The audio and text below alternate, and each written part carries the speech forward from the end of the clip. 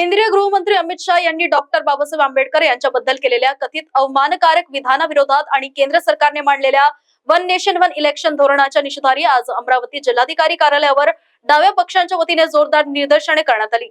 भारतीय कम्युनिस्ट पक्ष, मार्क्सवादी कम्युनिस्ट पक्ष आणि डाव्या आघाडीने या निदर्शनाचे नेतृत्व केले। डॉक्टर बाबासाहेब आंबेडकरांविरोधात केलेले विधानामुळे देशभर संताप व्यक्त होत आहे।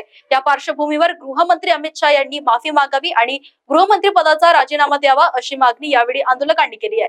वन नेशन वन इलेक्शन धोरणाला विरोध करत निर्देशकांनी या अध्यादेशामुळे संघराज्य प्रणालीवर थेट हल्ला होत असल्याचा आरोप केला। या प्रस्ताव राज्य विधानमंडळाच्या अधिकारांवर गदा आणणारा आणि लोकशाही मूल्यांना बाधा पोहोचवणारा असल्याचे तातडीने रद्द करण्यात यावा अशी मागणी करण्यात आली आहे।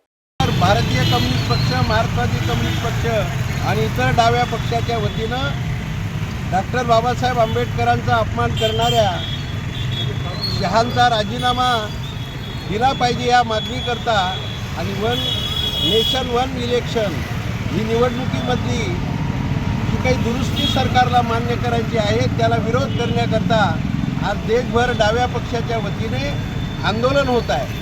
हे आंदोलन या देशामध्ये लोकशाहीच्या मार्गाने चालणारा जे काही व्यवहार आहे तो व्यवहारच मोदी सरकार आणि शहाच्या सरकारला मान्य नाही।